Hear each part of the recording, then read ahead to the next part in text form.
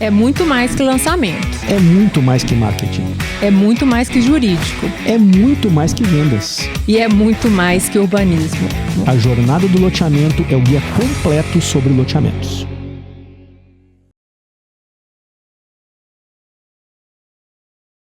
Bem-vindos à Jornada do Loteamento, o seu podcast do mercado de loteamento. E nós estamos na 5ª temporada, pessoal, com muita felicidade, com muita alegria.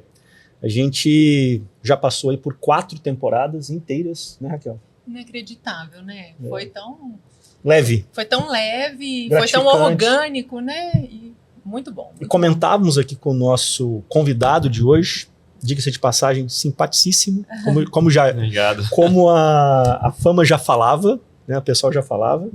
E assim, é gratificante como a gente teve sempre pessoas que são brilhantes, né, naquilo que elas fazem, e é legal a gente poder ter esse compartilhamento com todos os nossos ouvintes aí, nossa audiência. É, né? muita satisfação a gente ter chegado aqui com gente tão de alto calibre, né? Com muita troca, com muita generosidade, isso que é legal. E eu quero aí chamar a atenção para todos que estão nos ouvindo já no início desse episódio, para que aqueles que ainda não fazem parte da comunidade Jornada do Loteamento, façam parte, contribua com isso.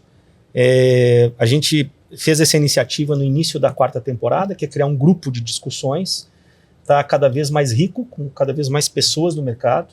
Ontem mesmo nós tivemos uma série de discussões, que eu vi que você foi até à tarde discutindo com o pessoal sobre alienação fiduciária. Não foi? Na verdade, a gente estava falando sobre o regime de tributação nos condomínios. RET também teve, né? Teve essa discussão, né? Teve essa discussão, super legal. Super legal. Então sempre tem alguém entrando lá com uma dúvida, a gente... eu vou na praia jurídica só, né? Mas tem muita gente, tem o Dene aí interagindo com outros assuntos, mas é super legal porque vem experiência do país inteiro. Então é muito, muito legal. É uma troca muito legal. Então, assim, pessoal, a gente fica muito feliz de saber que, em função dessa iniciativa que foi, de certa forma, despretensiosa, se criou uma comunidade em cima disso e que a gente consegue contribuir para o mercado. Então, estou convidando você a fazer parte também desse grupo, tá? E vamos iniciar com Maurício Barbosa, né, que é um rapaz que faz 200 a 300 quilômetros de caminhada, que eu fiquei sabendo. Sócio da Avenida 2, conselheiro da Urbana, que é a ex-cidade Pedra Branca. Não é isso. Continua sendo. Continua sendo. Então a gente pode até explorar um pouquinho isso. Cidade das Águas e, enfim, o currículo dele, como todos os nossos convidados, é invejável. Então, se eu ficar falando aqui, a gente vai ficar 30 minutos falando do currículo do Maurício. Obrigado por você ter vindo, meu caro. Eu que agradeço, prontamente o convite.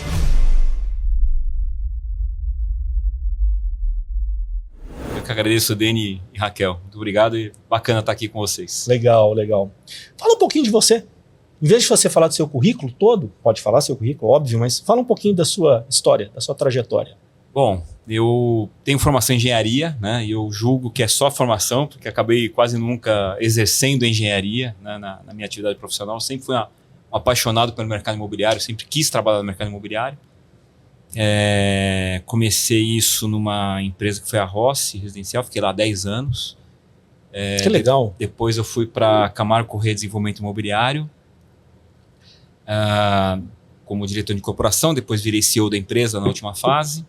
E depois eu fui para uma empresa chamada Espírito Santo Property Brasil, onde eu fiquei 9 anos, que era uma empresa de 2 acionistas, o Oscar Americano e o Grupo Espírito Santo, que era o maior grupo empresarial de Portugal. Era porque ele faliu, né? E isso trouxe aí uma série de desafios e questões para a empresa, né? A empresa não faliu, ela estava bem, mas o acionista faliu, e isso mexeu bastante com os nossos negócios, né? Então, assim, e desde então eu decidi empreender, faz 3 anos, e mais recentemente me juntei aí a um amigo e ex-colega de trabalho, que é o Leonel, e a gente montou a Avenida 2. Tá? Eu diria o seguinte, eu acho que o que é legal assim, dessa experiência toda, né, eu tive a oportunidade de ter uma experiência diversa em segmentos diferentes na área imobiliária. Né? Então, participei desde incorporações residenciais, nível econômico, nível médio, nível altíssimo padrão, salas comerciais, escritórios AAA, participei aí de 3 projetos ícones no Brasil, shopping. Eu quero explorar um deles, que é a Matarazzo. Shopping, que é a Torre Matarazzo e o Shopping Cidade de São Paulo na Avenida é. Paulista. E loteamento, né? Apesar de não ter feito o loteamento, mas eu fiz a gestão, né? Fui responsável era o CEO da empresa, da Quinta da Baronesa, que é uma referência hoje de mercado de loteamento de luxo, né? De segunda moradia aqui em São Paulo. Como executivo, né? Era responsável pela empresa que tinha uma participação na empresa Pedra Branca, né? Que é uma referência hoje no Brasil, né? De novo urbanismo, enfim, tá realmente revolucionando aí os conceitos de urbanismo, como a gente deve ocupar as cidades, né, de uma forma mais humana, né, e isso é uma grande oportunidade realmente. Então, assim, acho que eu tive o privilégio aí de poder realmente ter contato, né, com segmentos diferentes, com produtos diferentes e muitos deles referências, né, muitos desses produtos referências no Brasil nos seus segmentos aí. Né. Legal. E hoje a Avenida 2, qual que é o papel dela, Maurício? Então, a gente entender um pouco maior, porque vem muita bagagem, né? A empresa é muito recente, repertório, né, cara? A empresa não tem 1 ano ainda, né? Então, assim, a gente definiu algumas coisas, mas a gente está muito maleável, a gente vai ver muito o que vai acontecer. Mas o nosso foco hoje é a gente dar consultoria para proprietários de imóveis numa espécie de um papel de asset manager imobiliário. Tá? Isso não é uma coisa que tem normalmente por aí. Não, existe um asset manager financeiro, né, que você toma conta, né, faz a gestão dos investimentos de um family office, de um fundo, enfim, ou de uma pessoa física, né, mas você não tem quase ninguém fazendo isso do lado imobiliário. Então a nossa ideia é um pouco isso, mas inicialmente mais focado no mercado de loteamento e urbanismo, né, até por conta, acho que por 2 questões. Primeiro, pela experiência nossa, o meu sócio ele tem muita experiência em loteamento. Enfim, eu acho que tem alguma experiência de loteamento, né, que eu não tenho, mas ele tem muito mais do que eu, né? Então, acho que ele é a pessoa talvez até boa aí para um dia vocês também entrevistarem, né?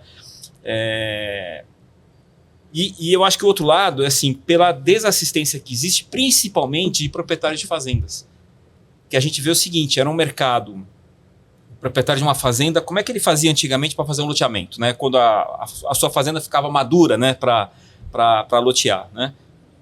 Ele tinha 2 caminhos, basicamente, né? Ou ele fazia uma parceria com uma loteadora de mercado, né?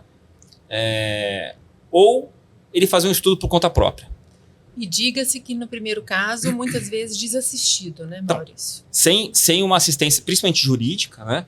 Mas não só uma assistência jurídica, mas uma assistência também de business. Sim, né? sim, não é só jurídica, é de aconselhamento de negócio mesmo. E aí o que aconteceu? Principalmente no estado de São Paulo, mas aí não é só o estado de São Paulo, porque as empresas ficaram grandes. As grandes loteadoras daqui, que foram turbinadas por mercado de capitais, né, todas quebraram. Todas. E aí você pegou um proprietário de uma fazenda que fez um contrato, muitas vezes não muito bom para ele, ficou 100% amarrado, não conseguia desamarrar, e a empresa estava quebrada. Não ia para frente, não ia para trás, enfim, estava ali, e aí um dos grandes prejudicados acabou sendo esse proprietário. Então, essa turma viu que talvez esse caminho de fazer, simplesmente entregar a fazenda para um loteador numa fase muito preliminar, sem alguma assessoria, ou de repente ele trabalhar um pouco melhor, faz mais sentido do que ele já entregar de começo, né? E o outro caminho que ele tinha era o quê? Era falar, vou fazer um estudo por conta. Tá bom, qual era o caminho que ele fazia? Ele contratava um arquiteto, um urbanista, começava a fazer o estudo e ia desenvolver o projeto e aprovar o projeto. E aí eu acho o seguinte, cada um no seu galho, né? Arquitetos urbanistas, eu conheço vários excepcionais, mas talvez eles não sejam as melhores pessoas para definir produto. Eles são excelentes para fazer o projeto, né? Agora, e o produto? Quem que tem que definir? Ele pode ajudar e deve ajudar, né? Mas tem que conversar com o mercado, né? Com empresas de venda, tem que saber como é que se estrutura juridicamente, porque às vezes um produto tem uma estruturação de um jeito ou de outro, né? Então, falta um pouco esse papel de alguém que olhe o todo e assessore ele no todo, né? Então, a gente entende o seguinte, que esse é um segmento que está desassistido, né? Completamente. E é uma oportunidade de mercado para a gente, com toda a experiência que a gente tem. Então, acho que e está indo bem, está indo super bem, estamos super felizes, aí temos diversos clientes hoje. Legal.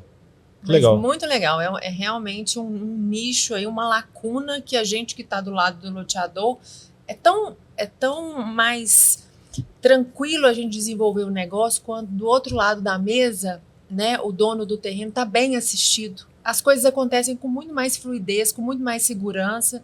Nossa, sensacional esse insight da sua empresa. E tem uma coisa que é o seguinte, no fim é bom para todo mundo, porque quando o loteador hoje faz uma parceria, como existem tantas questões não resolvidas, tantas coisas abertas, ele tem que fazer uma proposta muito aberta, muito genérica. Né? Você não sabe o que vai ter de contrapartida viária, o que vai ter de contrapartida de saneamento.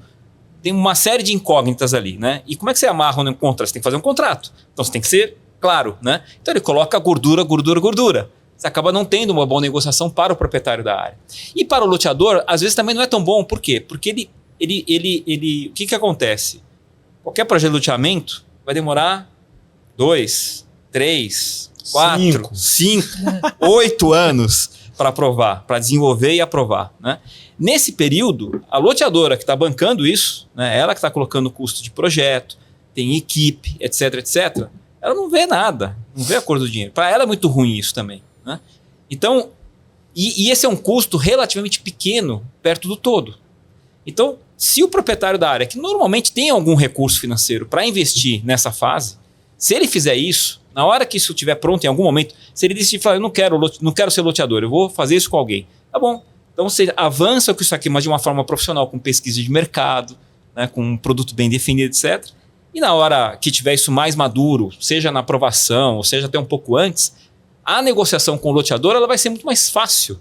Porque o loteador também vai gostar, se o produto estiver bem desenvolvido. Claro. Né? E para o proprietário, com certeza, ele vai ter uma remuneração maior nessa parceria. Né? Então, essa é a lógica aí. Então, eu posso entender aqui, só para a gente ver, porque assim, eu estou vendo assim, um horizonte, né, de clientes. Que bom! Não, mas é verdade, porque eu fico muito feliz de ver que existe, né, essa empresa que faz isso. Hoje eu tenho, por exemplo, uma família que tem aí um banco de terrenos, ou tem um terreno só, uma fazenda só.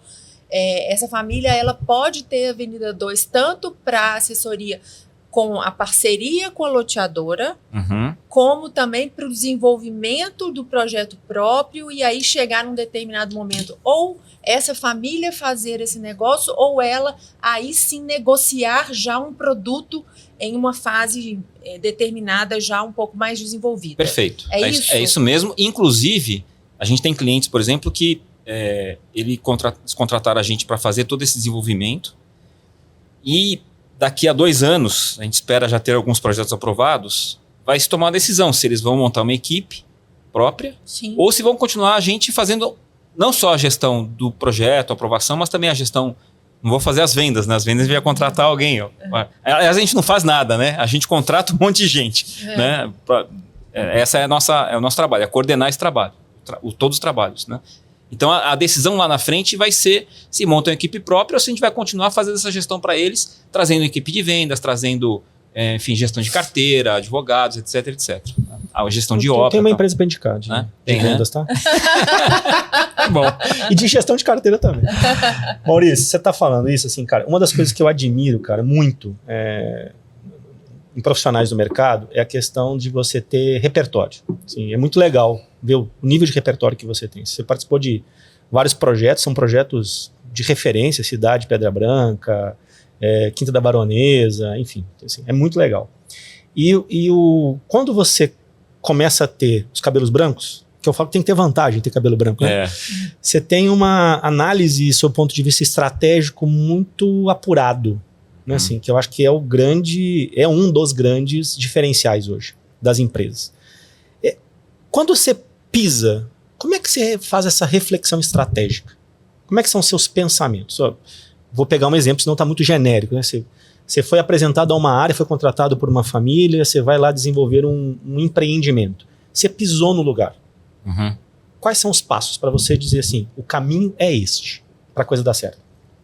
Está muito genérica a pergunta? Eu vou também responder algumas coisas específicas e talvez algumas coisas mais genéricas, mas vamos lá. Vamos ver o que vem à cabeça aqui. Vamos ser, né? Eu acho que assim, eu acho que a primeira coisa é diagnosticar. Né? Assim, e cada caso é um caso. Não adianta... Perfeito. Cada mercado, né? Assim, principalmente o mercado residencial, loteamento, incorporação residencial, são mercados muito específicos, né? Da região, da cultura, etc. Minas Gerais é uma coisa, Santa Catarina é outra, São Paulo é outra. Então tem que entender um pouco isso, tem que entender a cidade, tem que entender a prefeitura, né? Como é que é a legislação, cada cidade é uma legislação diferente. Isso é uma complexidade você fazer isso, não é simples, né? E tem que entender o mercado, o que vai estar absorvendo, o que vai poder fazer, né? Quando a gente chega para trabalhar, muitas vezes o proprietário já tem um sonho, né? E quanto melhor é a área, mais sonho tem, né? Então acho que um papel nosso que existe é também trazer um pouco o fio terra. Porque sonhar, assim, eu já vi muito sonho, Deni. O fio terra foi ótimo. Putz, cara, esse fio terra é legal. Vai ficar para muitos episódios. É assim, Deni. Eu, enfim, vivi, né? E aí eu posso falar, a gente é muito aberto lá na Urbana, né?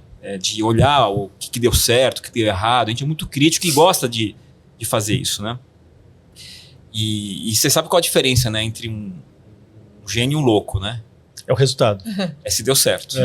Enquanto não deu certo, o cara é louco. Na hora que deu certo, virou gênio. Bernardinho, né? fala isso, eu acho sensacional. Ele fala isso. Ele fala assim, cara, se eu tô gritando com o povo, xingando o povo, e eles perderem, eu sou louco. Agora, se eles ganharem, eu sou gênio. É isso mesmo. É isso aí. É isso aí. E é tênue. É isso. Bem tênue, né? E a Urbana foi uma loucura / genialidade. Realmente foi, né? E a gente enfrentou muitos desafios ali. E hoje ela é uma referência. Então, eu tenho alguns clientes que a referência deles... Fala assim, eu quero fazer aqui uma pedra branca. Né? Calma. Não é bem assim. Não é bem assim, porque... É fácil se apaixonar por lá, né, fácil se apaixonar. Fácil. E desenhar, Fácil. E de novo, desenhar aquilo, sonhar, é fácil. Colocar no papel, não é tão difícil, não é tão fácil também. Mas não é tão difícil. Agora, e fazer, né? Não é só questão de dinheiro, é risco, é empenho, é energia, etc, etc. Então, quando... o ano passado também, o ano retrasado, eu fui procurado por um fundo que fala assim, eu quero fazer uma outra Baronesa. O mercado de luxo está ainda, né, muito valorizado, muito pujante, né? Quando você olha os números, realmente são impressionantes, né? E esse fundo falou assim, eu quero fazer uma outra Baronesa. Eu falei assim, tá, mas não é uma coisa tão simples assim, né? E aí você tem que trabalhar a marca, você tem que ter uma área que é especialíssima, né? Ele estava com uma área já na mão e a gente descartou essa área, né? Eu estava com uma outra pessoa olhando esse assunto, né? Depois ele foi para outra área, a gente também descartou, enfim. Então, assim, acho que quando a gente entra para fazer uma consultoria dessas, a gente tem que olhar um pouco o que é o sonho do cara, o que é né? Trazer o fio terra, entender o mercado, entender a prefeitura, entender as condições, né? Acho que esse é o primeiro trabalho. Eu acho que tem que entender um pouco, que é uma coisa que a gente não fala muito, mas como é que é a estrutura do outro lado de governança, de decisão. Parece uma coisa simples, mas não é. 50 anos atrás, provavelmente essas fazendas era uma pessoa que mandava. Hoje, cada vez mais, você tem famílias, né? Você deve viver isso, né, Raquel? Sim, né? sim. Então já faleceu o patriarca, isso já deixou para os filhos, às vezes os netos, às vezes os bisnetos. A gente tem um caso que são muitas pessoas na família, né? E não é porque é a família A, B ou C, né? Quando você começa a ter muita gente, você tem uma complexidade de governança e de decisão que precisa ser resolvido, porque se não resolver isso, na hora H, tá bom, então vamos vender, vamos fazer a parceria com alguém, tá? Nós estamos falando lá com 5 loteadores. E agora, quem decide? Como é que decide? Se não tiver decisão ali, o loteador vai embora, né? Isso na primeira decisão, imagina... Vamos lá, né? Um projeto de longo prazo, vão aparecer dificuldades. E quando aparecer uma dificuldade, você tiver que renegociar alguma cláusula, como é que é isso? Né? Então, essa questão de governança, ela precisa ser resolvida. Isso se fala muito pouco. Identificar ali quem efetivamente é o líder e que tem... Não é só identificar, é definir, né? É definir. Então, qual é o... Tá bom, então você vai ter um conselho de família, como é que vai funcionar, né? Porque também não dá para deixar, às vezes, só uma pessoa decidindo. E o reporte para a família, como é que... Né? Quem que vota? Quantos %? Tem que definir essas coisas. São chatas, mas tem que definir.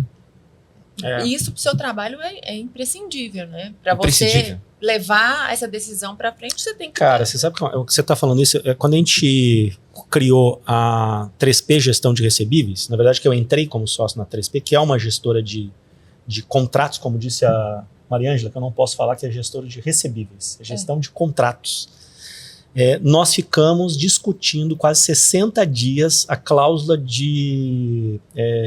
esqueci, quando algum sócio morre, como é que seria o processo sucessório.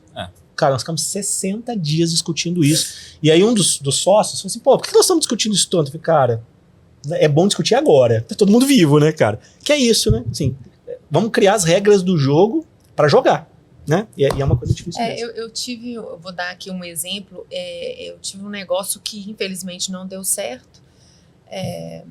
De uma família muito grande, no ao redor de Belo Horizonte, em que eram os primos, né? Porque já era uma segunda geração, então eram os primos, né? Acho que eram uns 14 primos, tá? E as reuniões, a gente do lado da loteadora, já, né, uma estrutura muito bem definida, e do outro lado vinham 5, 6 fazer reunião. E tinha realmente uma pessoa de mercado em que a conversa fluía, assim, de forma muito fácil, as renegociações, a passagem dos acontecimentos, era tudo muito simples e a coisa fluía. Até uma hora que ele cansou. Ele falou assim, ele falou comigo, Raquel, eu cansei. Aí, meu amigo... Ninguém decidia mais nada. Não se decidiu mais nada. Mais nada. E era uma área espetacular, que infelizmente, por conta dessa situação específica, de outras também, mas de desafios que são inerentes ao negócio de loteamento, a coisa não foi para frente. E olha que interessante, essa família criou uma loteadora. Olha só, hein? Olha que interessante como são as coisas, né? Maurício, assim, você está falando da cidade de Pedra Branca, e aí, pessoal, acho pouco provável que as pessoas que estão nos escutando, nos assistindo, não conheçam, a maioria deve conhecer, mas para aqueles que podem não conhecer, é um projeto que fica em Palhoça, que é um município, né, que fica no continente, que tem Floripa, que é a ilha, fica no continente, que até o desenvolvimento da cidade de Pedra Branca era uma cidade, não sei o adjetivo para isso, mas assim, pouco representativo. Né? Mais periférica. Né? Periférica, não valorizada, etc. Né? E através de alguns conceitos do novo urbanismo, né, assim, foi criado um oásis. Eu não estou exagerando. Você chega lá, você fala assim, cheguei, né? Não tem jeito de você não falar que não chegou. Que é maravilhosa. Maravilhosa. Eu sou apaixonado com Pedra Branca. De toda essa história que você teve em Pedra Branca, quais foram as lições? Você fala assim, pessoal, toma cuidado com isso. Porque é fácil se encantar. Toda pessoa que eu levo lá, loteador, ele fala assim, não, é isso que você falou, vou fazer isso. Eu falei vou assim, replicar. Calma, né? Calma, a gente tem que estudar. Vamos fazer um menorzinho. Quais foram as lições que você acha que são legais? Fatos positivos, desafios que foram vividos? Bom, eu acho que primeiro é o seguinte, para implementar só fazer uma explicação aqui, que a gente falou do assunto e acabou não explicando, né? Então, a empresa hoje se chama Urbana, com H, né? De uma vida humana mais urbana, uma vida urbana mais humana. Para variar, uma sacada do nosso amigo Gabriel, que ajudou a fazer isso, né? E a Pedra Branca, ela remanesceu como o nome do projeto lá em Palhoça, a cidade de Pedra Branca, né? E por que isso, né? Porque a gente está nessa fase de expansão, a gente teve que tomar uma decisão, né? Se a empresa se chamaria Pedra Branca, né? Ou se nesse momento e se tem algum momento que era para pensar no nome da empresa, era agora, né? Porque na hora que você lançar o segundo, o terceiro, aí é mais difícil você fazer essa ajuste de rota. Então, cada projeto ele vai ter um nome próprio, né? Não vai se chamar Pedra Branca Joinville, Pedra Branca, não. Vai ser em Joinville, vai ser Cidade das Águas, né? Até porque é para respeitar muito o que é a cultura local, o que é o negócio local, o sócio. Normalmente a gente vai ter sempre um parceiro da área, né? Seja onde for, né? Então, só para explicar essa questão aí. Perfeito. Na questão, acho que de business, aí, de estratégia, que eu acho que é importante entender o seguinte. Para entregar o que a gente entregou lá na cidade de Pedra Branca, a gente tem 4 business dentro do mesmo business. Então, a gente tem a urbanização, né? Porque acho que é muito mais do que loteamento, né? Então, a gente chama de urbanização. Que é você fazer todo o projeto, né, de infra, aprovar e implementar isso. Você tem as incorporações, tá? Então lá a gente é incorporador, 100%. A gente tem hoje um parceiro, investidor que atua com a gente. A gente tem uma patrimonial. Um dos conceitos a gente não vende os térreos comerciais justamente para poder fazer como se fosse uma gestão de shopping, porque precisa ter, porque senão Cuidar você vai ter... mix, né? Você vai ter cuidar do mix, ter uma verba para você ativação, eventos, marketing, gestão do espaço Você público, está cuidando etc. do conceito, né? Cuidando do Cuidando do produto. conceito. É uma gestão de shopping. A única diferença é com shopping a céu aberto. Mesma coisa, tá? Então, os shoppings... A gente está aqui do lado do Shopping Iguatemi. O Iguatemi, no começo, foram vendidos lojas. Teve 2 shoppings em São Paulo. Os primeiros shoppings em São Paulo. Iguatemi e Ibirapuera. Eles venderam lojas. Erro. Né? Só que você sabia disso lá no passado? Não Ninguém sabia. Né? E aí, com o tempo, o grupo Iguatemi foi comprando as lojas. Hoje eles ainda parece que eles são, não sei se são donos já 100%, mas se não for, 90%.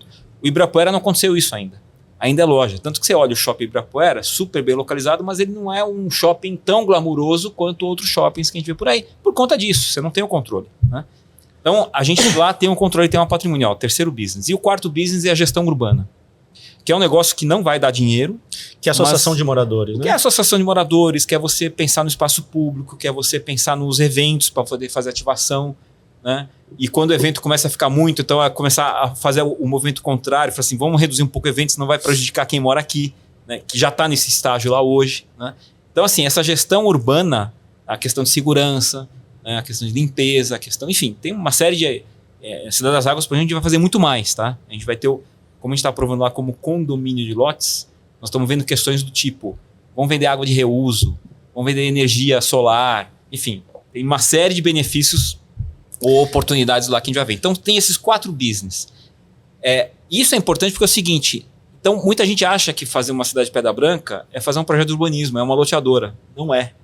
É um negócio muito mais complexo. São 4 negócios dentro do mesmo. Primeira coisa, pergunta, tá afim de fazer os 4 negócios? Isso aqui é uma tecnologia. Quantas empresas no Brasil, no mercado imobiliário, fazem incorporação e loteamento? Quase não tem. Quase. Tem poucas, existem, mas muito poucas. Muito poucas. Porque são 2 bichos diferentes. Eu ia falar Com essa times frase. diferentes, 2 negócios diferentes, duas leis diferentes. Né? Então, assim, é muito complexo isso. Imagina você colocar 4. Né? Realmente foi uma loucura. Ou genialidade. Né? Mas eu acho que é genialidade, porque sem essa gestão urbana aí, eu entendo que esse conceito não se conversa, ele não funciona. Né? Ele Não vai funciona. frente. Então, eu acho que assim, primeiro tem que olhar isso, do ponto de vista estratégico. Se você quer fazer um negócio, você está afim de ter essa complexidade toda no seu negócio? Se não tiver, sai. Né? Dá para fazer coisas mais simples? Dá. Né? Mas fazer aquilo que está lá tem que ter essas 4 vertentes. Cidade das Águas, por exemplo, nós não vamos ser incorporadores puros, nós vamos trazer incorporadores parceiros.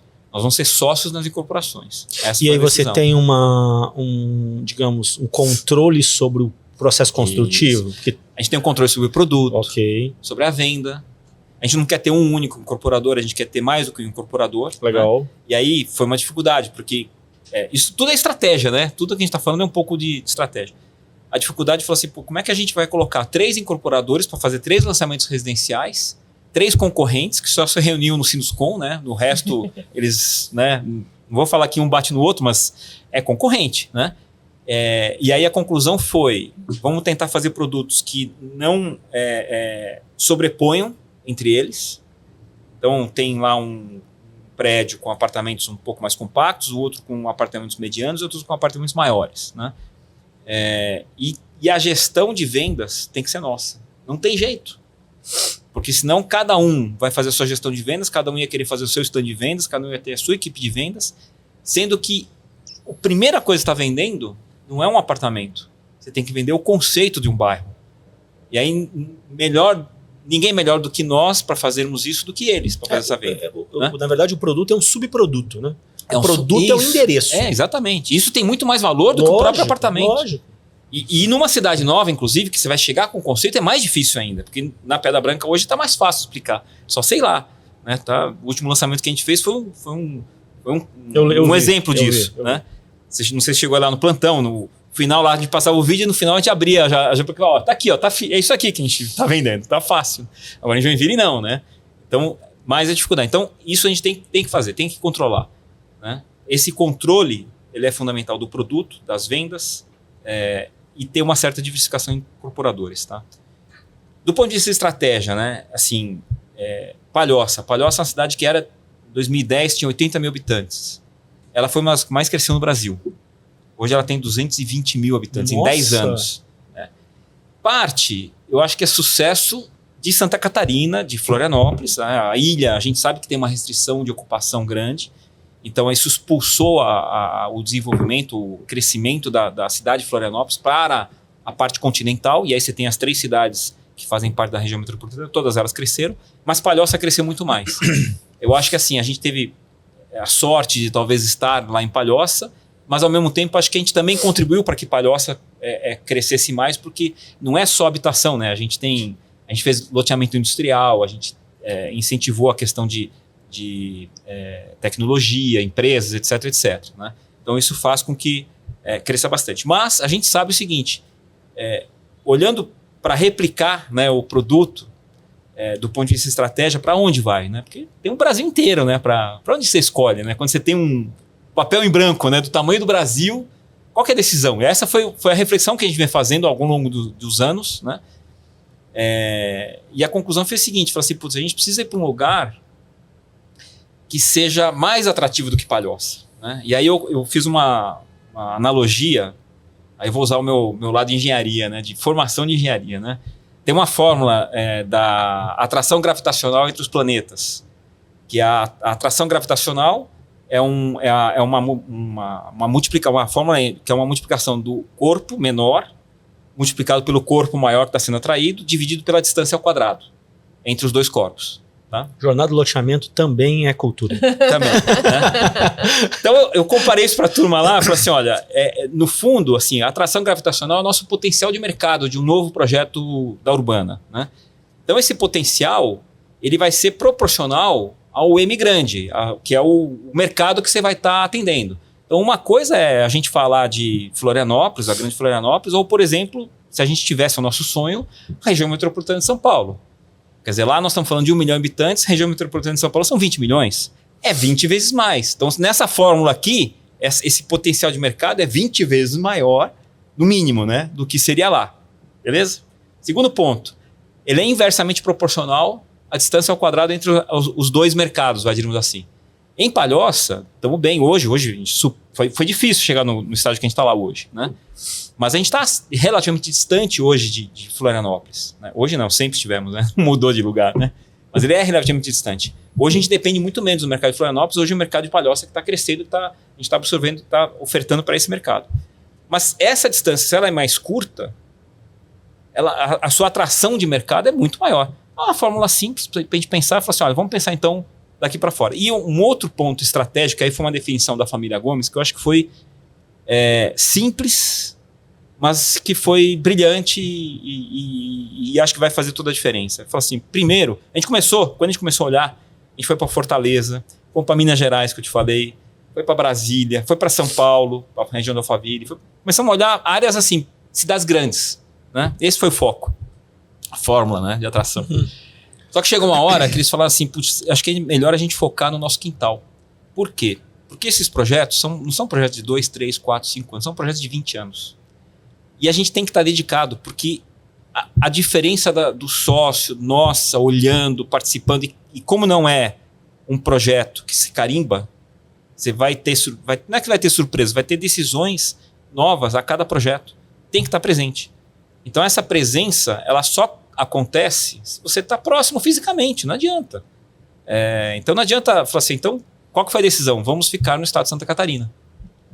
E aí foi que a gente foi para Joinville, fomos para Criciúma, estamos trabalhando algumas coisas lá na ilha, e essa estratégia, ela, assim, a turma lá da Pedra Branca, da Urbana, né? Lá é o seguinte, não tem rotina, tá? Quando você define um negócio, mas será que é esse negócio mesmo? Vamos repensar isso daqui. Então a gente já está repensando essa estratégia. Tá?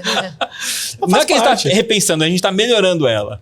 Porque a gente está vendo algumas oportunidades que podem ser bem interessantes. Sim, eu vou me atrever a colocar um elemento na sua fórmula gravitacional, que é uma coisa que tem me chamado muita atenção, que é a questão de você identificar lugares em que a urbanização ela é pobre. Então, assim, eu tenho percebido isso. Então, tem cidades que muitas vezes têm dados econômicos muito bons, tem digamos assim, a taxa gravitacional é alta, mas você identifica que não tem solução urbana adequada. E aí, quando você coloca um projeto que traz uma solução urbana, ainda você tem mais potencial maior ainda. Um potencial ainda maior, cara. Que eu acho que vai acontecer em Joinville. Eu estava falando por causa de Joinville, que você falou que, né? Joinville não é uma cidade tão bonita assim, né? É uma cidade muito industrial. E lá tem um efeito que é o seguinte, as pessoas, como você não está na praia lá, mas você está próximo de praias maravilhosas. Então, assim, boa parte da população de Joinville tem segunda moradia. Então, o mercado de primeira moradia, ele concorre muito com segunda moradia, que é diferente da maioria dos lugares que a gente vai. Que o segunda moradia é só mais para alto padrão, para luxo, né? Lá não. Lá o taxista, o sonho do taxista é ter a segunda moradia dele. Se é que ele já não tem.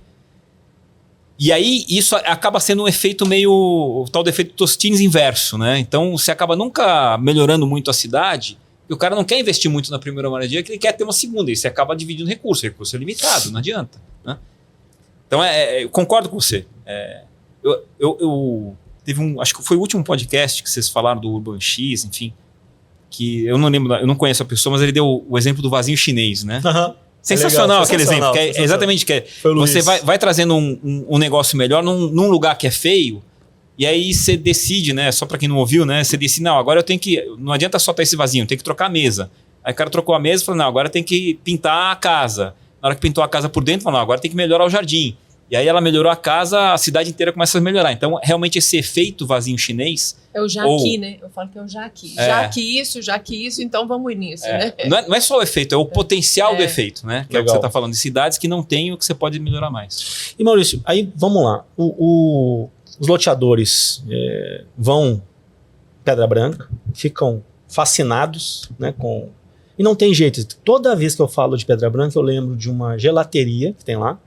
Eu conheci a dona.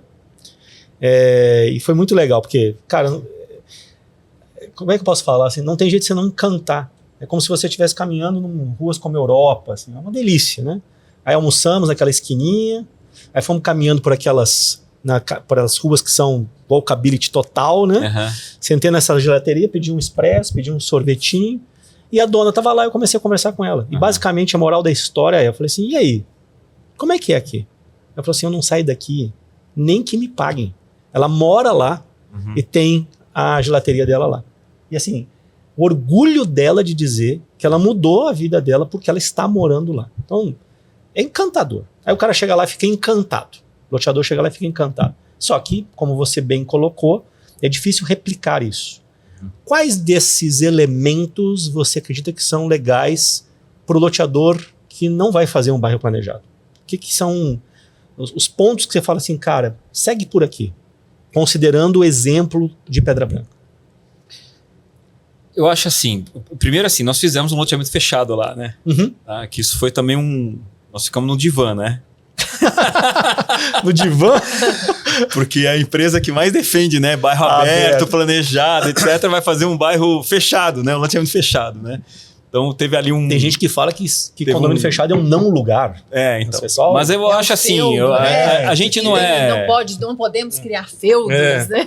Nem eu, nem a turma lá urbana, enfim, a gente não tem essa... Muito radical. Essa radicalidade, até porque existe essa demanda, né? E nós fizemos, né? E o que eu acho legal ali é o seguinte, tudo que é feito lá, a premissa é, vamos fazer muito bem feito. Então acho que a primeira recomendação não é replicar o que o outro fez. O que eu posso fazer muito bem feito?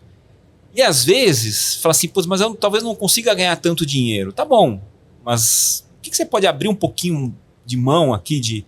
Porque você não pode não ganhar agora, mas certamente amanhã ou depois de amanhã, ou se o teu projeto é em fases, por exemplo, é fundamental que você dê um padrão inicial para você ganhar mais lá na frente. Ou se você está construindo uma marca de loteamento, uma loteadora, você vai ter sempre a referência desse projeto, do outro projeto, etc. Isso é uma construção de marca de longo prazo. Né? Então, você está falando que isso tem um custo, né? Tem um custo. Tem um custo tem um que custo. não está Agora, dentro na conta da viabilidade tradicional lá do mas loteador. muitas vezes o custo, ele não é um custo...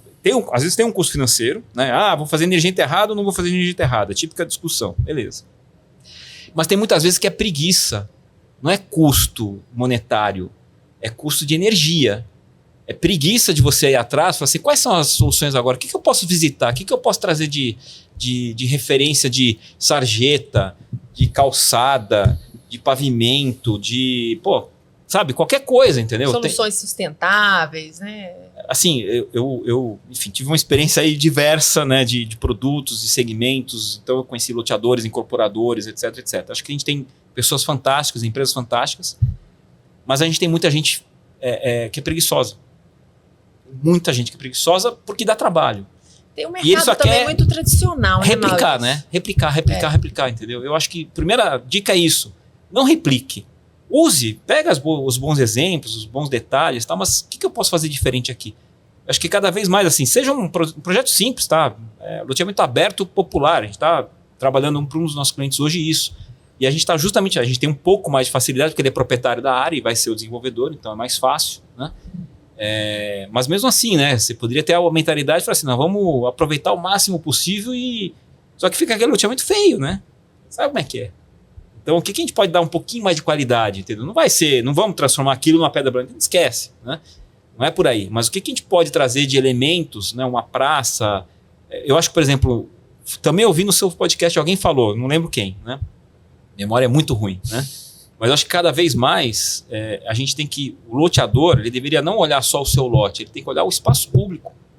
Como que não é só entregar para a prefeitura, né? Como é que você entrega aquele espaço público funcionando e que ele fique, talvez, você resolva a questão da manutenção, porque a prefeitura não vai ter dinheiro, muitas vezes, para fazer manutenção, não tem dinheiro para colocar um equipamento, um simples equipamento ali de alongamento, aqueles, né, que a gente vê nas ruas, assim, aquilo ali muda a cara de uma pracinha, né? Então, o que você pode fazer? Negociar com a prefeitura, falar assim, olha, ao invés de te entregar... Eu acho que existem mecanismos, né?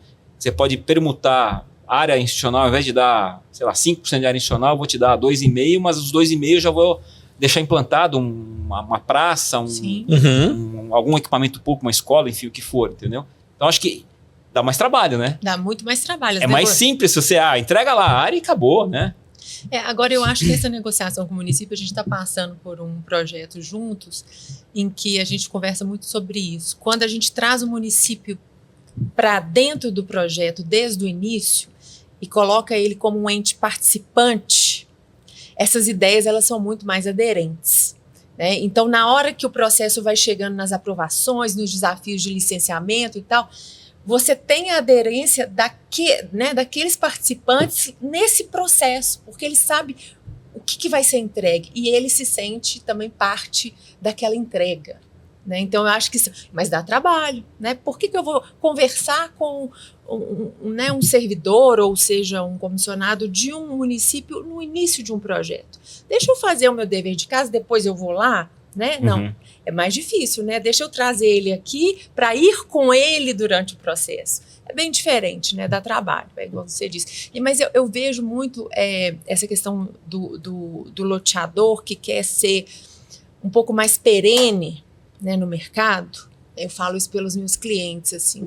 Eles têm tentado deixar marcas em projetos mais simples mesmo, como você tem dito, para que eles se tornem referências, seja em qualquer área, né, seja no popular, no médio, no A, mas para que eles atraiam os terrenos e não ele seja um captador, que ele esteja né, correndo ali dos vários terrenos que já passaram por vários lugares. Eu acho que é muito disso que você está falando, né, Maurício? Sim, com certeza. Isso é uma vitrine, né? Então, tem que investir, tem que melhorar. O que você fez? Porque o proprietário de uma área, ele vai querer... por que eu vou fechar uma parceria com você? Né? Ele vai olhar, né? Então, não tenha dúvida. Maurício, eu quero esgotar essa sua experiência com Pedra Branca, porque é uma referência no mercado. E aí você colocou um negócio, cara, que talvez seja a resposta para algumas pessoas que estão pensando em expandir ou não os seus negócios. Assim, tem muito desse questionamento. Puxa vida, eu fico no quintal da minha casa, faço um produtinho por ano, um produtinho a cada 2 anos, ou não, eu vou aumentar o crescimento, etc. Como se chegou a essa conclusão do posicionamento estratégico da Urbana? Qual foi os questionamentos que foram feitos que fala assim, vamos expandir? Ou não? Vamos ficar aqui mesmo, quietinho? Como é que se chegou a essas conclusões? E qual é a sua recomendação? Tá. Bom, primeiro assim, acho que depende do acionista, do nível de risco e alavancagem que ele vai querer ter. Essa é a primeira decisão. É uma decisão estratégica. Né? No caso lá da Urbana, acho que até em função do que a gente viveu um período ruim. Tá? Bem ruim. O que é um período... É difícil de imaginar. Caixa ruim. Caixa ruim, legal. estoque alto, não vendia nada, custo de construção estourando, e acionista tendo que aportar, e eu, diretor estatutário, representante de um acionista que tinha 30% da empresa, o meu acionista, referência, tinha falido, eu não tinha dinheiro para aportar na empresa, e aí os nossos sócios lá com dificuldade, porque tinha que aportar mais, enfim, caos. Caos. Né? Caos financeiro. Né? Mas foi bom isso. Hoje, 100% resolvido. O Marcelo fez uma gestão excepcional ali de segurar isso. É um cara brilhante. Brilhante. Né? A gente brinca que o Valério é o sonhador e tal, e o Marcelo hoje está sendo realmente o cara que está conseguindo... A gente teve uma reunião com ele. Implementar tudo. E essa vivência que a gente teve, né, de estresse financeiro, né, ela é muito boa. Ela é ruim no momento que você está. Mas na hora que você passa e resolve, ela é boa porque ela te dá casca, ela te dá, fala assim, não, eu não quero correr esse risco. Né? No caso ali, eles também têm um lado mais conservador. Eles não querem ser tão alavancados, eles não querem ser, eu quero ser a maior empresa do Brasil. Não tem nada disso. Esquece. Você quer fazer bons projetos. Tá? Que nem o Marcelo fala, assim, a gente fez recentemente uma discussão estratégica, né? Para onde a gente quer ir, enfim, uma sessão, foi semana passada, inclusive, né? E aí cada um tinha que escrever um bilhetinho, um post-it e tal. O primeiro post-it do Marcelo, né, que é o acionista e o executivo do grupo hoje, né, da Urbana, ele falou assim, eu quero dormir tranquilo. Adorei. E eu entendo muito bem ele. Né? Então, assim, acho que a primeira decisão que tem que vir é um pouco essa. Para onde que eu quero ir e tal. Qual é o nível de alavancagem que eu quero ter. Uma vez você tendo uma empresa mais saudável, que hoje a gente está nesse momento, passamos esse momento ruim e tal, estamos com caixa sobrando, estamos com disposição para fazer essa expansão, queremos fazer. Ok. Você perguntou qual que é quais foram as decisões para quais foram os elementos que fizeram vocês decidirem vamos crescer? Então, crescer dentro de casa. Né? Então assim, primeiro foi crescer no estado de Santa Catarina. Para sair de Santa Catarina, também aí foi outra decisão que aí foi uma conversa minha junto com o Marcelo e Valério, de falar assim, a gente vai vir para São Paulo, quer dizer, qual que é o outro estado? Né? Que olhou várias coisas, né? Mas realmente o estado de São Paulo é uma referência no Brasil, nós estamos falando de 40% do PIB brasileiro, tem várias cidades aqui excepcionais. Então, assim, se a gente fosse expandir, né, naturalmente o conceito lá da Urbana, ou a gente iria fora de Santa Catarina, né? Ou a gente iria para, sei lá, Curitiba, Porto Alegre, que tem uma conexão, o Sul tem uma conexão mais fácil, né? Ou viria para São Paulo. Né? E a decisão nossa está sendo vir para São Paulo. Tá? Muito porque também já tem essa relação comigo, de certa forma, de 12, 13, 14 anos. Uma relação, daquela relação que você já passou estresse. Então não é uma relação que você está só na alegria, a gente já passou tristeza juntos. Então é uma relação testada. Né? Faz toda a diferença. Então tem confiança, tem conhecimento, já tem um relacionamento de longo prazo. Então eles falaram assim, não, vamos, através da sua estrutura, a gente está confortável de criar uma operação aqui em São Paulo. Que não é fácil, você vai pegar um voo. A gente foi ver uma área em Ribeirão Preto um dia. Beleza, eles pegaram o voo 5 da manhã em Florianópolis, eu peguei eles em Campinas, nós passamos um dia em Ribeirão, voltamos, deixei eles pegaram o voo de volta às 10 da noite, 9 da noite em Campinas. É cansativo. É pesado. Para fazer isso sempre, vão ter que fazer, né? Mas não precisa ser sempre. Se você tem um apoio local, facilita bastante. Então, essa foi uma decisão que a gente está tendo. A outra decisão que eu acho que tem que ver é exatamente qual é o produto que você quer fazer. O que você quer fazer fora? Né? E a gente está repensando o que a gente quer fazer. A gente foi para Joinville, por exemplo, na linha da distância, falou assim, esquece a área de borda de cidade, né? Palhoça hoje não é mais, era uma borda de cidade. Criciúma é uma borda de cidade bem conectada na cidade, mas tem áreas para fazer loteamento horizontal e parte vertical, né? Joinville não. Joinville é um vazio urbano. Literalmente é um vazio urbano. Era a antiga fábrica da Tigre, fica dentro da cidade, do lado do melhor bairro residencial da cidade, né? São 250 mil metros quadrados. Então, essa foi também uma decisão estratégica que a gente foi mudando, foi aperfeiçoando, tá? A gente está vivendo uma experiência agora de um projeto que a Urbana está fechando e começando a desenvolver no centro de Florianópolis. É um terreno central, terreno de quase 7 mil metros quadrados, então não é um vazio urbano, não é uma borda de cidade, é um negócio diferente. É mais como se fosse o Passeio Primavera, você deve conhecer Primavera, só que ali vai ter residencial, vai ter muito mais coisas, tá? Então é um projeto com adensamento alto e com valor agregado muito alto, tá? E assim, a experiência que a gente está tendo só de projeto, e a gente está vendo que a gente consegue trazer muitos conceitos de novo urbanismo, cidade para as pessoas, etc., mesmo num projeto desse tamanho, que é um projeto num terreno relativamente menor, né? Mas com um adensamento grande e tal. Então a gente acho que vai conseguir trazer isso. Com potencial construtivo bom, Maurício?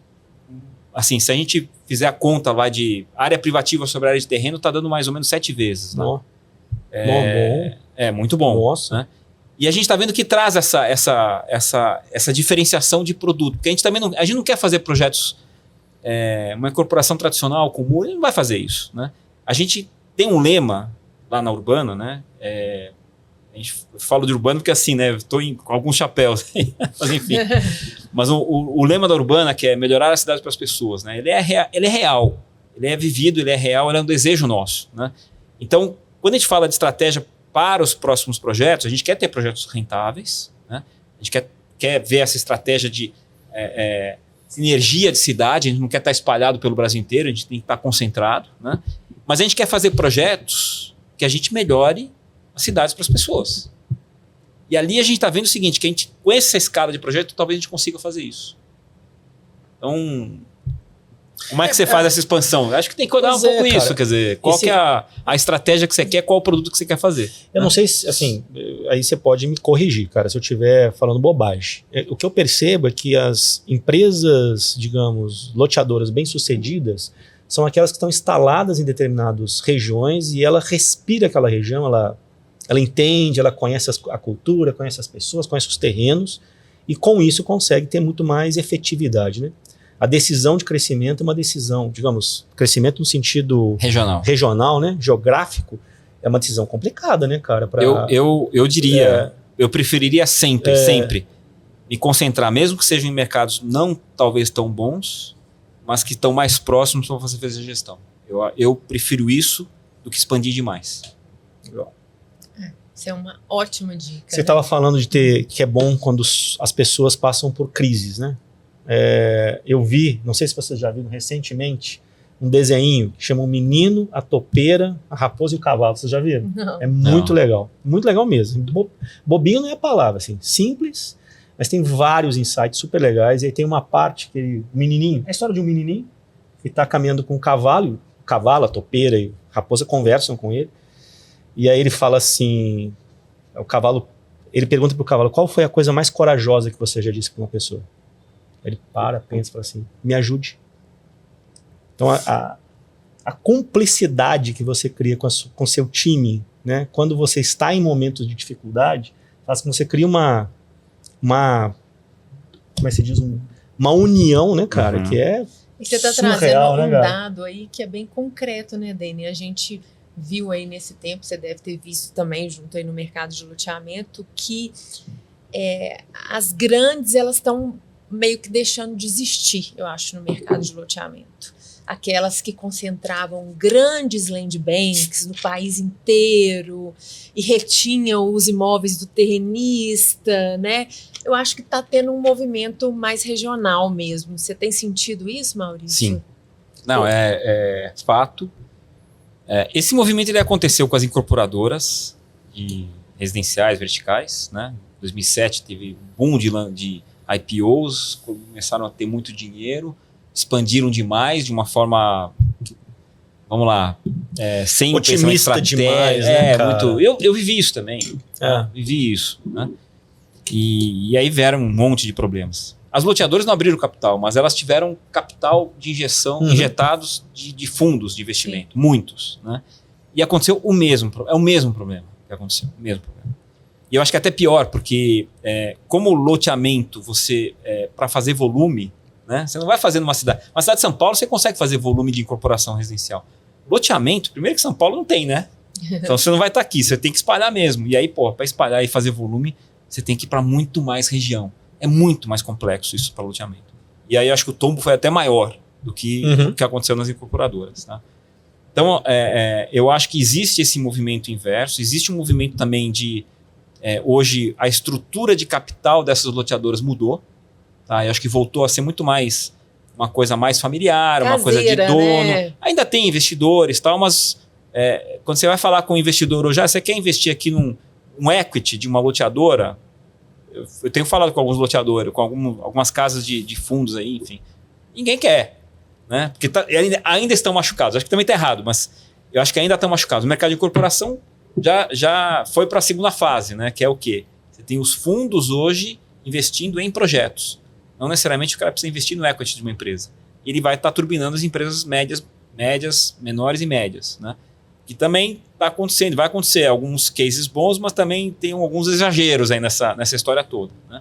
Então acho que existe essa volta, né? E eu acho que você tem, assim, cada vez mais você tentar extrair mais lucro daquilo que você já está fazendo. Eu acho que isso é uma coisa que a gente vive isso na urbana, né? De certa forma. E eu acho que isso vale também para um loteador, né? E o loteador, ele é um cara de mercado imobiliário. Então por que ele também não investe na história da centralidade? Investe no comércio, investe numa construção. Não vai dar dinheiro no começo, não vai, né? Só que ele vai fazer com que todo o resto do loteamento ele ande mais rápido. Se o cara construir uma padariazinha a urbana, lançamento da Pedra Branca, o primeiro showroom que nós fizemos, a gente construiu uma padaria do lado do showroom e trouxe um operador dessa padaria. E tinha uma porta que abria da padaria direto para esse showroom. Então, quando você entrava no showroom, de manhã, principalmente, tinha cheiro de café, pão de queijo, imagina, né? Mineiro comprava na hora. Mineiro comprava na hora, né?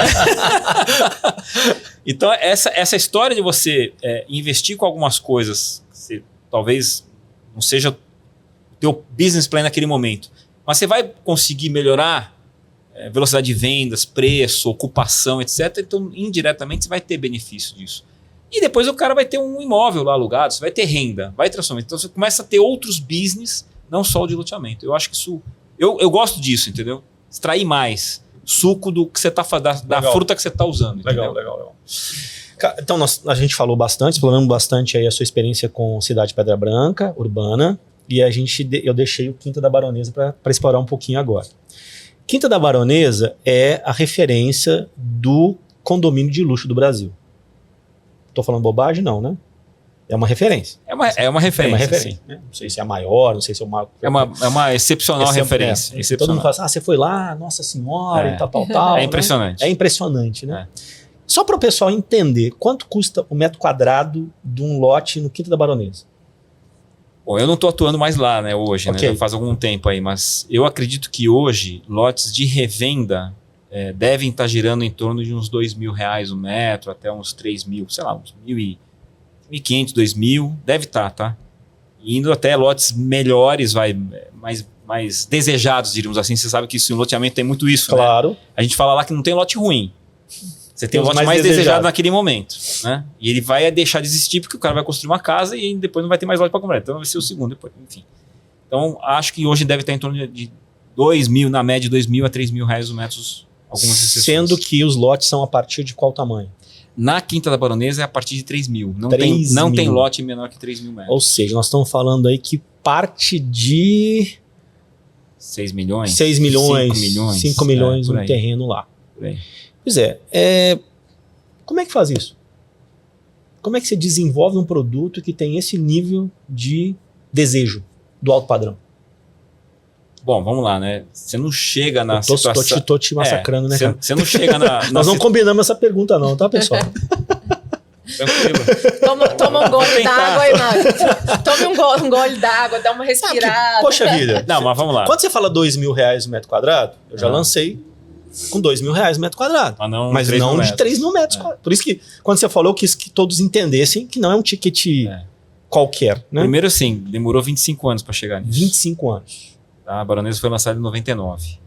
Eu não estava lá, tá? Eu não estava na empresa. Então, assim, eu brinco assim, o meu mérito não foi fazer, não fui eu que fiz, tá? Enfim, foi o acionista lá, o Oscar Americano, que foi o idealizador, o gênio, né? O louco, e depois virou o gênio da Quinta da Baronesa, né?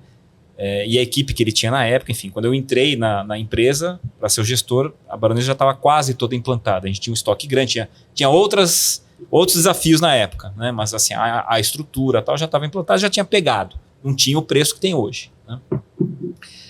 Então, assim, primeira coisa, demorou muito tempo, né? Eu acho assim, para fazer um projeto de lazer, segunda moradia de luxo, né? O que você precisa olhar, né? Primeiro é o seguinte, tem que entender muito bem quem é esse público. Esse público, ele não é o topo no caso da Baronesa, não é o topo da pirâmide, ele é o ponto da pirâmide. Não, eu pensei que você ia falar que tá abaixo. Eu falei, nossa senhora. Onde que eu tô? Onde é que eu tô, meu Deus? E é um público que ele não tem, vou falar todo mundo, mas a grande maioria não tem limitação de valor. É diferente de quando você olha, quanto mais para baixo da cadeia da renda você vai, mais você tem que olhar a renda da pessoa. Capacidade de renda para ver que produtos você consegue vender. Minha Casa Minha Vida, econômico, classe média, classe alta, né? E aí vai. No luxo, super luxo, você não tem uma limitação de renda, de valor. Tá? A questão é muito mais o cliente enxergar valor, né? E o quanto ele vai estar disposto a pagar por aquilo. Então muda, a lógica muda. Né? E aí é o seguinte, você tem que entregar valor para esse cliente. Não adianta você querer maquiar, você tem que entregar valor. E o valor é produto, tem que ser espetacular, tem que ser excepcional, não pode ter uma vírgula, um pelo em ovo. Não pode. Tá? Então, qualidade total. Né? Qualidade não só construtiva, mas a qualidade de concepção do negócio, entendeu? Assim, é muito mais do que só a construção, digamos assim. Né? A outra coisa é a credibilidade. Você vai começar a vender isso na planta, né? Cara, quem é o empreendedor? Se for eu vou montar a minha empresa hoje, talvez até consiga, porque já teve experiência, mas eu vou ter que ficar vendendo meu currículo, né? Quem é o empreendedor? Né? Tem que ser pessoas que são conhecidas, no fundo é isso. Tem que ter acesso a esse mercado, na minha opinião. Tá? Esses produtos, eles vieram, né? E a Baronesa não é o único, é uma referência, não tenha dúvida, ele não é o único produto de super luxo aqui em São Paulo, né? Mas todos eles que vieram com grandes âncoras, que são investimentos grandes. Então, lá atrás, há 20 anos atrás, a grande âncora era o campo de golfe. Hoje, a grande âncora é a praia de surf. Né? Teve hipismo também? Eu estou falando bobagem? Tem. Teve a história do príncipe, o filho do Charlie, da Inglaterra, que veio para cá, e ele foi convidado, ele ficou hospedado lá. Teve alguma coisa? Acho que isso foi no concorrente. Foi no concorrente? Então tá. Que nem é mais meu, mas eu falo concorrente que são produtos ótimos também. Não tem, Maurício, né? mas para quem não conhece o produto, quantos lotes são lá no Quinta da Baronesa? A Baronesa, a Quinta da Baronesa é uma fazenda era uma fazenda, né, com cerca de 1.000 hectares, 10 milhões de metros quadrados. Absurdo. E tem 980 e tralala lotes. É quase 1.000 lotes. Arredondando é 1.000 lotes. São 1.000 lotes. É muito grande. E atrair esse público aí, né? Né? O ponto da pirâmide aí. A gente vê que o produto ele tem a hípica, ele tem o golfe, ele tem o clube, né? Tem um clube também, né? 2 clubes. A praia hoje, Um lago excepcional também. Assim, tem cenários bonitos. Eu ia falar pistas né, a parte pista de caminhada, tem maravilhosa. trilha para cavalo, trilha para andar de bicicleta, mata. Lá tem, não sei se eram 3 ou 4 milhões de metros quadrados de mata preservada, RPPN, foi implantada lá, que é uma reserva de patrimônio, como é que é? Natural. RPPN. reserva de patrimônio de preservação natural. Né? E isso, eu estou querendo te perguntar o seguinte, o loteador que está vendo aí, que vê, né, uma demanda na cidade dele para um mercado desse, né? Todos esses atrativos, eles tiveram que estar presentes ali no lançamento, ou eles foram sendo colocados ao longo do tempo para atrair mais público, né? Você está falando que o primeiro chamariz ali foi o golfe. Mas quando que foram sendo colocados esses atrativos e se eles já foram concebidos lá no início ou foram demandas posteriores? Eles foram concebidos, teve uma concepção inicial, né? Hoje existe aí uma melhoria contínua desses equipamentos, vamos chamar de públicos dentro da Baronesa, né? Mas houve uma concepção original que tinha o golfe, a grande âncora, mas não era só o golfe, tinha um clube, você tinha a hípica, tinha uma pousada, enfim, já tinha uma série de equipamentos que o empreendedor falou assim, eu vou entregar isso aqui, não tinha nada, vou entregar isso aqui. Aí a credibilidade, você precisa ter realmente alguém que transmita essa credibilidade para esse cliente acreditar, falar assim, não, realmente esse cara vai entregar, esse cara eu sei que ele vai entregar, né?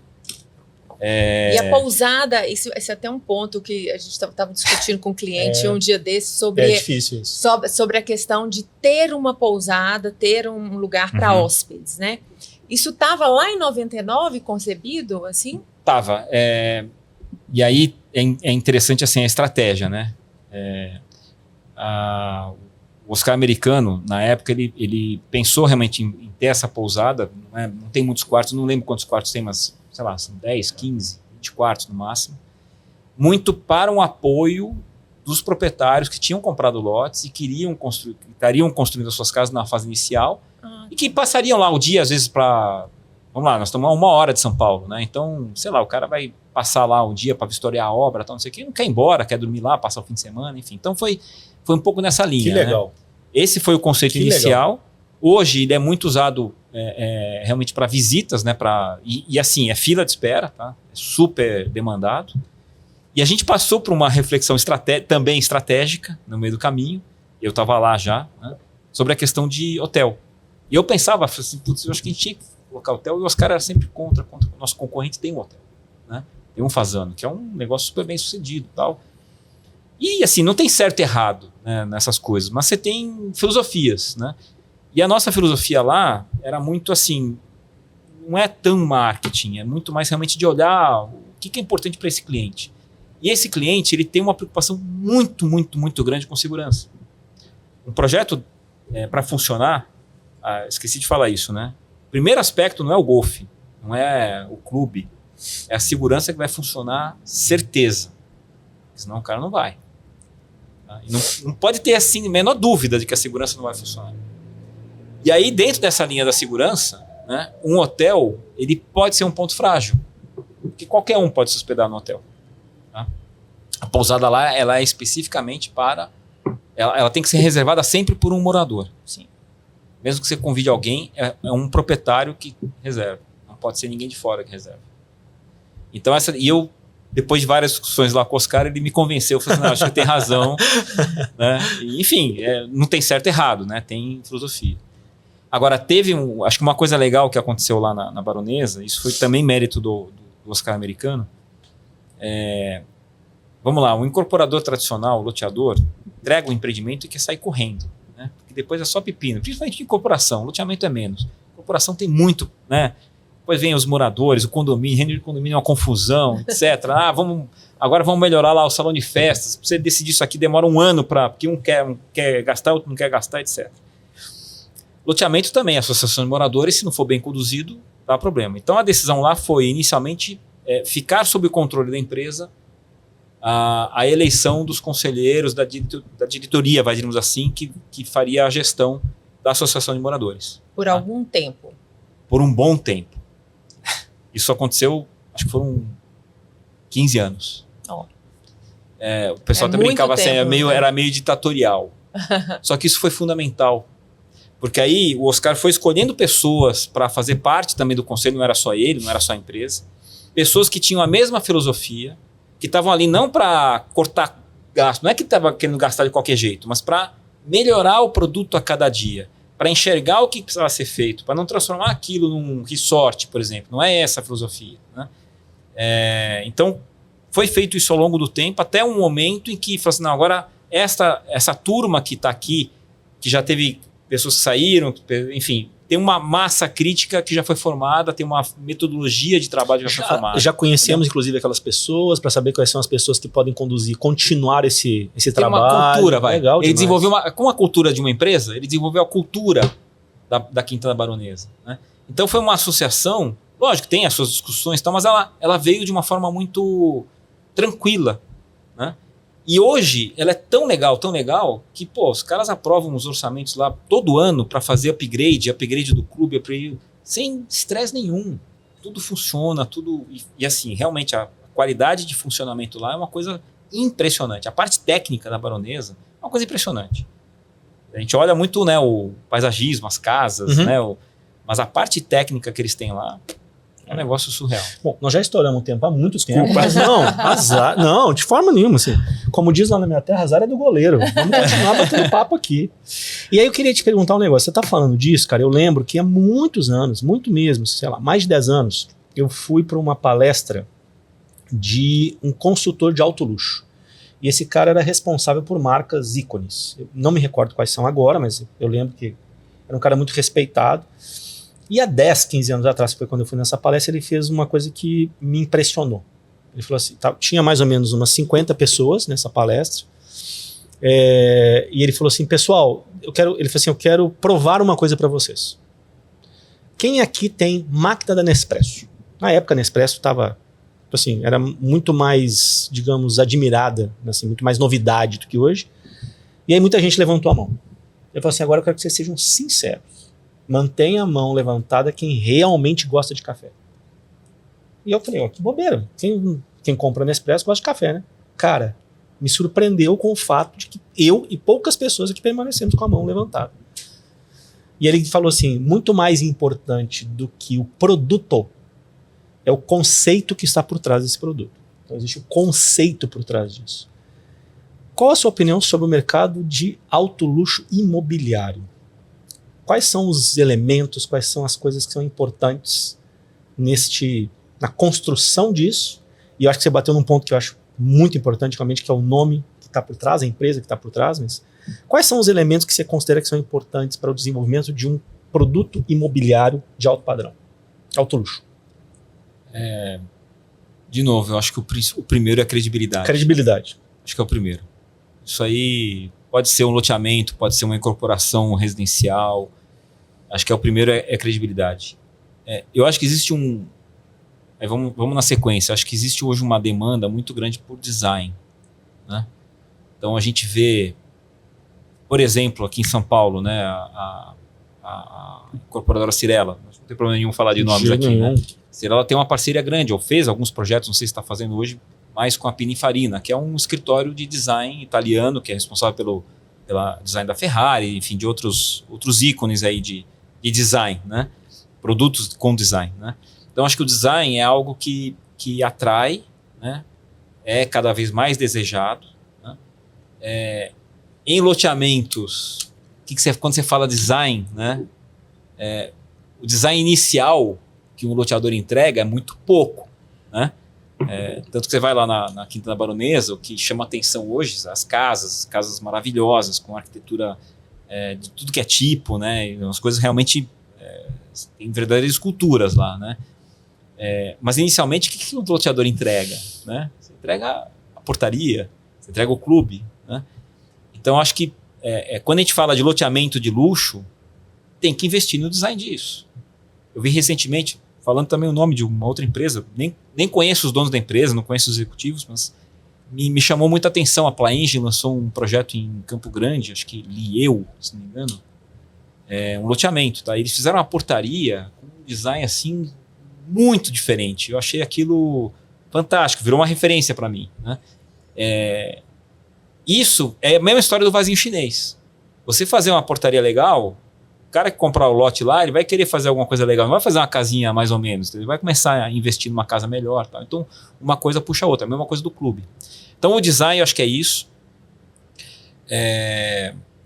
Mas só uma reflexão aqui, Maurício. Você acha que o clube ainda é essencial nesse tipo de empreendimento, já que, né, o proprietário ele tem um verdadeiro clube dentro, né, das casas dele? Sim, ele tem um verdadeiro clube, mas talvez ele não use tanto uma piscina, né? Mas ele vai querer usar o restaurante. Ele vai se encontrar com os amigos no restaurante. Restaurantes da Baronesa são um sucesso. Sucesso. Mas aí você está dando uma outra dica, né? Não é o lazer do clube. Assim, vamos falar assim, vou falar pelo mercado médio lá, que pensa no uso do clube, nas quadras, etc. É mais um espaço de convívio e que ofereça, né, serviços né? Então, sim. Então, assim, o restaurante é uma facilidade, e aí não pode ser qualquer restaurante, tem que ter uma operação boa. É uma dificuldade, como é que você tem volume? E aí você vai fazer um empreendimento pequeno, você não consegue viabilizar um restaurante. Um restaurante simples não consegue, imagina um restaurante de um padrão melhor, né? Então, mas eu acho que esse tipo de serviço, de facilidade, essa turma quer facilidade, quer, né? Então, por exemplo, a gente tem lá, durante, sei lá, mais de 10 anos, a gente tinha um centrinho comercial que a gente investiu alguns milhões naquilo, não cobrava aluguel e tinha que existir, porque é fundamental. Se não tivesse aquilo, talvez não fosse o que fosse. Porque você tinha lá um vinho, que chegava alguém e comprava lá um vinho para... Ou você tinha um jantar em casa, né? Ou alguém queria dar de presente, esqueci um presente, vai lá e passa no mercadinho e já compra o vinho, tinha flores, frutas, enfim, uma série de pequenos serviços, pequeno comércio, né? Mas que fazem toda a diferença. Né? Então, acho que design, serviços, né? Essa experiência de serviços, o luxo, você tem que tomar muito cuidado com, por exemplo, uma coisa que acontece muito hoje, né? É a compra defensiva de lote, né? Então, você compra o lote, você faz a casa, só que tem um lote embaixo. E aí, dependendo da altura, a pessoa vai perder um pouco da vista. O cara já investiu, imagina, se investiu 5 milhões no lote, mais uns 10, 15 milhões na casa, é uma casa que vai valer custo 15, preço de venda 20, 25, 30, né? Aí vai alguém embaixo e constrói uma outra casa, perdeu uma parte da vista, né? Então acontece muito isso, essa história da exclusividade. Então, então vou comprar os lotes do lado, os vizinhos, para simplesmente fazer uma compra defensiva, né? De novo, esse cliente, muitos deles não têm limitação de valor. Ele vai pagar o que for necessário para ele ter a experiência que ele vai querer ter. É diferente. É diferente a loja. Diferente, sim. Claro que guardado as devidas proporções, cara, recentemente a gente foi num empreendimento que me chamou a atenção no Rio de Janeiro, que não é para pontinha da pirâmide, não, ele está mais abaixo, que ele tem uma linha, digamos, conceitual, que é reproduzir uma vila toscana, uma vila na Toscana. Então, assim, realmente foi feito um cenário perfeito. Os lotes são de 1.200 metros quadrados. Foi feita uma operação de uma pizzaria lá que representa perfeitamente um restaurante na Itália. Os lotes foram vendidos a partir de R$300 mil e hoje a revenda é 715 e vende. Sim, é isso, 715, 750, muito rapidamente fez uma valorização, que as pessoas são atraídas por esse conceito. Qual o cuidado que a gente percebeu? Assim, que a pizzaria ela é operada pelos próprios... Associação. Não, pelos próprios proprietários. Os empreendedores. E aí, o nível de pessoas que está frequentando, não sei se a qualidade ofertada está dentro do que está sendo exigido pelas pessoas, entende? Então, assim, é legal, vendeu bem, virou um ponto turístico da região, pra você ter uma ideia, mas tem que tomar cuidado, né, com o tipo de prestação de serviço que está sendo dado. Acho que no final do dia a gente está falando aí, tem um investimento do empreendedor que ele tem que colocar na conta da viabilidade, que não é uma conta tradicional de um empreendimento, né? Eu acho que tem aí, para esse conceito luxuoso existir, tem um investimento a mais na conta. O pessoal está fazendo assim, ó. Já acabou, tá? Há muito tempo. Mas aí eu queria, meio que para finalizar do meu ponto finalizar de vista... Finalizado?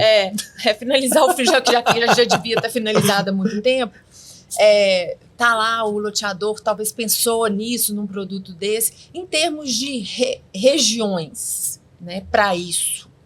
que você vê no Brasil que são cidades que são aderentes a esse público de alto luxo mesmo, em que um loteador ele pode pensar num produto desse? Né? São Paulo, né, a gente não precisa nem falar. Né? Cara, mas posso? Deve. Eu acho que ele Raquel, vai conhecer mais do que eu. Não, não, que é isso, cara, de forma nenhuma. Raquel, existem duas coisas que têm que ser avaliadas. Uma, vou te dar um exemplo, eu não posso citar nomes por uma questão estratégica, mas a gente está tocando um projeto com uma cidade, nós vamos lançar um loteamento numa cidade que tem um alto, o PIB é muito alto, né? Mas quando você mergulha na cidade, apesar do PIB ser muito alto, existe um comportamento que não casa com alto luxo. Então tem que tomar muito cuidado, assim, porque não é só a renda, tem a questão do comportamento, que às vezes a renda não é alta e o comportamento de consumo das pessoas é de alto padrão. Então, mais do que a renda, hoje é o comportamento de consumo, na minha visão. Tem um lado do luxo que não é, na minha opinião, o lado que eu gosto de trabalhar, tá? Que é o lado exibicionista. Status. Não é todo luxo que é assim. Tá? Existem umas correntes de luxo que são mais minimalistas, digamos assim, né? E o luxo, às vezes, o luxo é não ter, é não mostrar. Né? É o minimalismo, tem um lado que é assim, né? Mas a gente sabe que, na prática, tem muito luxo por aí que o cara gosta de se mostrar. Né? Por que ele vai ter um carro? Por que ele vai gastar 500 mil reais numa bolsa? Pra quê? Qual que é o sentido? Né? 1,5 milhão no carro? Tudo bem, vai apreciar o carro? Vai. Né? Vai apreciar a bolsa? Acho que... Eu não sou mulher, mas enfim. É engraçado, olha. O carro ok, né, cara? A bolsa não, né, bicho? Não, mas assim, eu acho que nos dois casos existe um desejo também de se mostrar, de status. Né? Mas eu acho que a avaliação é essa mesmo. Principalmente o Novo Rico. O Novo Rico, ele tem mais isso. Né?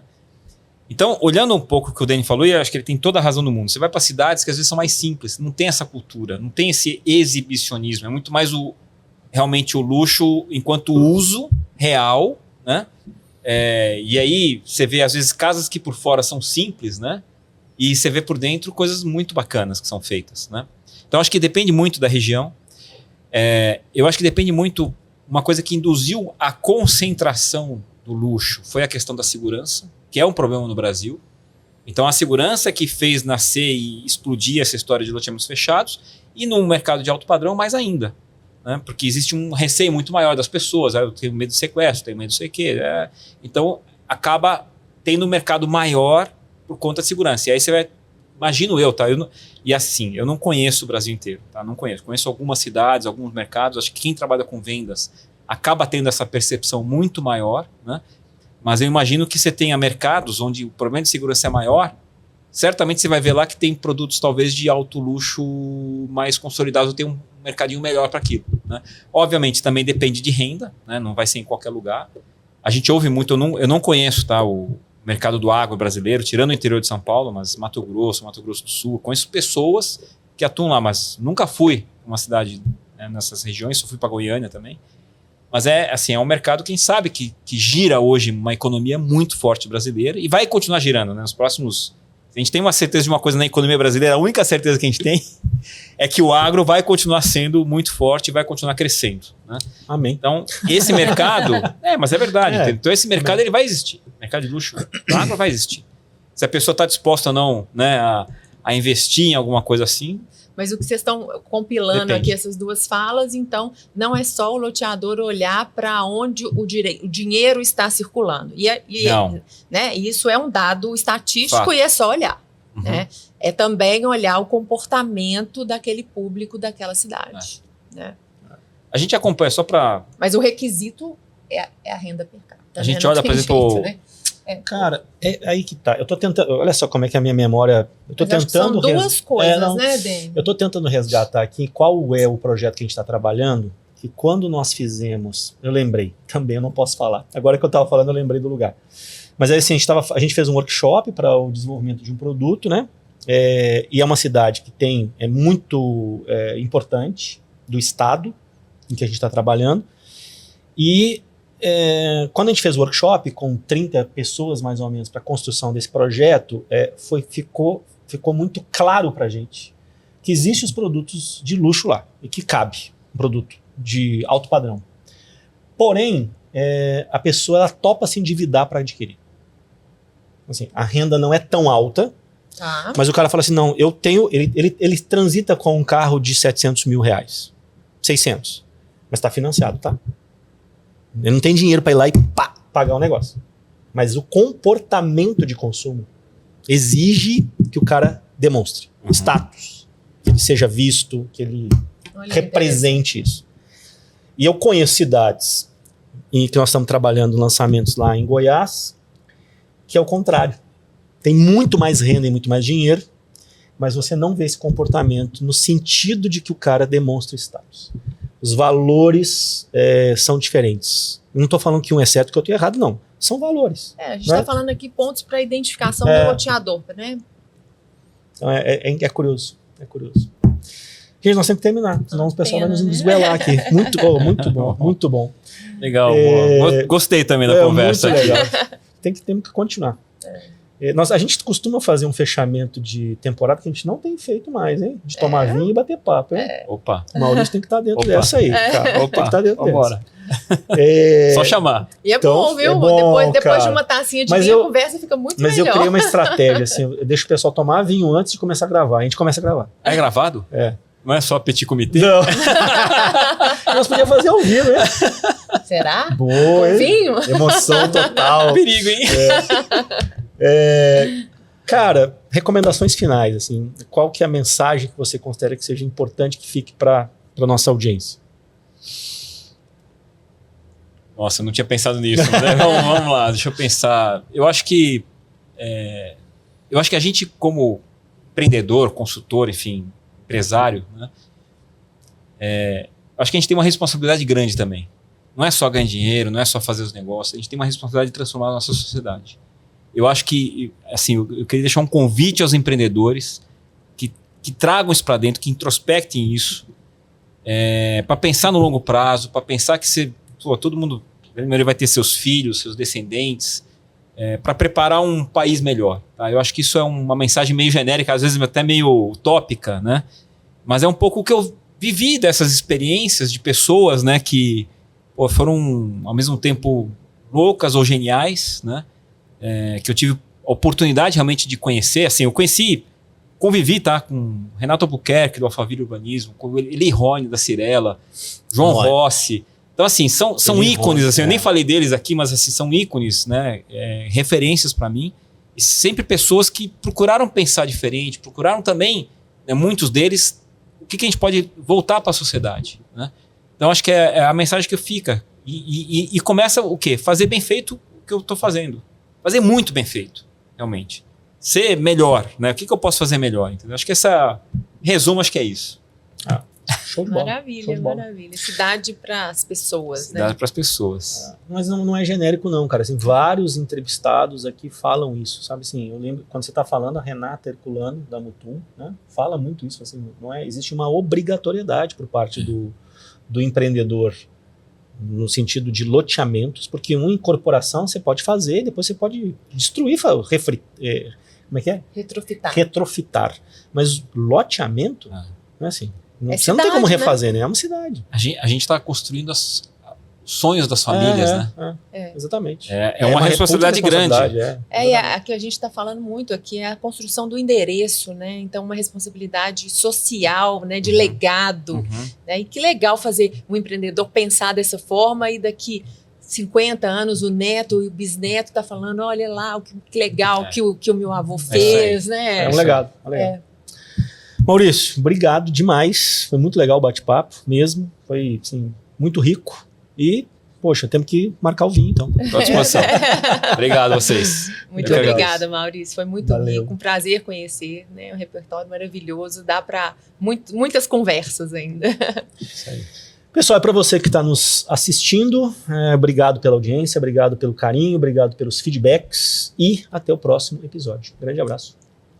É muito mais que lançamento. É muito mais que marketing. É muito mais que jurídico. É muito mais que vendas. E é muito mais que urbanismo. A Jornada do Loteamento é o guia completo sobre loteamentos.